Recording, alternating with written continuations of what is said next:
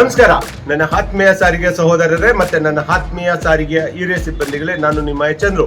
ಸ್ನೇಹಿತರೆ, 8/4/2026 ಚಿತ್ರದುರ್ಗದಿಂದ ಏನು ನಮ್ಮ ಪಾದಯಾತ್ರೆ ಜಾಥೆ ಪ್ರಾರಂಭಗೊಂಡಿದ್ದು, ಅಲ್ಲಿಂದ ಇಂದು 4ನೇ ದಿನಕ್ಕೆ ಕಾಲಿಟ್ಟು ಇವತ್ತು ಸಿರಾ ತಲುಪಿ ಇವತ್ತು ವಾಸ್ತವ್ಯವನ್ನು ಸಿರಾದಲ್ಲಿ ಹೂಡಿದ್ದೀವಿ.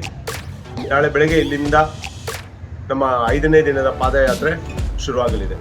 ಇವತ್ತು ನಮ್ಮ ವಿಭಿನ್ನ ಘಟಕಗಳಿಂದ ವಿಭಾಗಗಳಿಂದ ಸಾಕಷ್ಟು ನೌಕರು ಬಂದು ಈ ಪಾದಯಾತ್ರೆ ಜಾಥಾದಲ್ಲಿ ನಮಗೆ ಸಹಕಾರವನ್ನು ನೀಡಿದ್ದಾರೆ.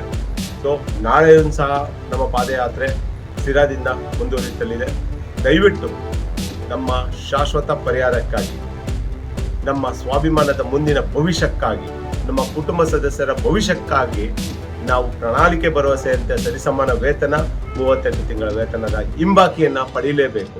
ಇದರಲ್ಲಿ ಯಾವುದೇ ಅನುಮಾನ ಇಲ್ಲ, ಮತ್ತೆ ಯಾವುದೇ ವ್ಯತ್ಯಾಸಗಳು ಅಥವಾ ಆಲ್ಟ್ರೇಷನ್ ಅಂತೂ ಮೊದಲೇ ಇರಲ್ಲ. ದಯವಿಟ್ಟು ನೀವು ಈ ಸಾಮಾಜಿಕ ಜಾಲತಾಣಗಳಲ್ಲಿ ನಿನ್ನೆ ನಾನು ಮಾತಾಡಿರೋದಕ್ಕೆ ಇವತ್ತೆಲ್ಲ ಏನಕ್ಕೆ ಒಂದು 3-4 ಗುಂಪುಗಳಲ್ಲಿ ಕೆಲವು ಜನ ತಮ್ಮ ಕಾಲ ಮೇಲೆ ಬಿಸಿನೀರು ಉಯ್ಕೊಂಡಂಗೆ ತಕ ಕುಡಿತಾ ಇದ್ದಾರೆ, ಏನೇನೋ ವಿಚಾರಗಳನ್ನ ಮಾತಾಡ್ತಾ ಇದ್ದಾರೆ. ದಯವಿಟ್ಟು ನೀವು ಹಂಗೇ ಮಾತಾಡ್ತಾರೆ. ವಾಟ್ಸಪ್ಪಲ್ಲಿ ನಿಮಗೆ ಬಿಟ್ಟು ಕೊಟ್ಟಿದ್ದೀವಿ ಒಂದು ಕೆಲವು ದಿನಕ್ಕೋಸ್ಕರ. ನೀವು ಅಲ್ಲಿ ಮಾತಾಡಿಕೊಂಡು ನೀವು ಅಬ್ಬರಿಸಿ ಒಬ್ಬರಿತಾ ಇರಿ. ನಾವು ಕೂಡಿದವ್ರು ಅದ್ರ ಬಗ್ಗೆ ತಲೆ ಕೆಡಿಸ್ಕೊಳ್ಳಲ್ಲ. ಒಕ್ಕೂಟ ಅಂತೂ ಮೊದಲೇ ತಲೆ ಕೆಡಿಸ್ಕೊಳ್ಳಲ್ಲ. ಯಾಕಂದರೆ ಆಗದವನ ಮೊದಲನೇ ಕೆಲಸ ಏನಂದರೆ ಈ ರೀತಿ ಅಪಪ್ರಚಾರ ಮಾಡ್ಕೊಂಡು ಹೋಗುವಂಥ ಕೆಲಸಗಳು. ಅದು ನೀವು ಚೆನ್ನಾಗೇ ಮಾಡ್ಕೊಂಡು ಹೋಗ್ತಾ ಇದ್ದೀರಾ.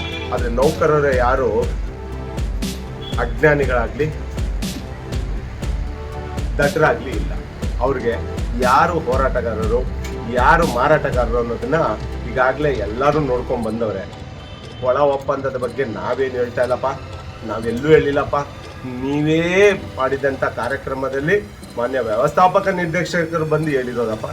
ಅದ್ರ ಬಗ್ಗೆನೂ ಸ್ವಲ್ಪ ನೋಡ್ರಪ್ಪ. ನಮ್ಮನ್ನು ಯಾಕ್ರಪ್ಪ ತೋರಿಸ್ಕೊಡ್ತಾ ಇದ್ದೀರಾ? ಕುಂಬಳಕಾಯಿ ಕಳ್ಳ ಅಂದರೆ ಹೆಗಲು ಮುಟ್ಟು ನೋಡ್ಕೊಳ್ತಾರೋ ನೀವು. ಆದ್ದರಿಂದ ದಯವಿಟ್ಟು ನಮ್ಮ ನೌಕರರಿಗೆ, ನಾನು ಇತರರ ಬಗ್ಗೆ ಮಾತಾಡಿಕೊಂಡು ನಮ್ಮ ಸಮಯನ ವ್ಯರ್ಥ ಮಾಡ್ಕೊಳ್ಳೋಕ್ಕೆ ನನಗೆ ಸಮಯನೂ ಇಲ್ಲ. ಇವರು ಪ್ರಚೋದನೆ ಮಾಡಿದ ತಕ್ಷಣ ಪ್ರಚೋದನೆಗೆ ಒಳಗಾಗೋನು ನಾನಲ್ಲ. ದಯವಿಟ್ಟು ಇವರ ಮಾತುಗಳಿಗೆಲ್ಲ ತಲೆ ಕೊಡದೆ ಏನು ಶಾಂತಿಯುತವಾಗಿ ಶಾಶ್ವತ ಪರಿಹಾರಕ್ಕಾಗಿ ನಡೀತಾ ಇದೆ ಈ ಪಾದಯಾತ್ರೆ ಜಾಥೆಗೆ ಎಲ್ಲರೂ ಬಂದು ಭಾಗವಹಿಸಬೇಕು ಅಂತ ತಮ್ಮಲ್ಲಿ ಕೇಳ್ಕೊತೀನಿ. ಜೈ ಹಿಂದ್, ಜೈ ಕರ್ನಾಟಕ.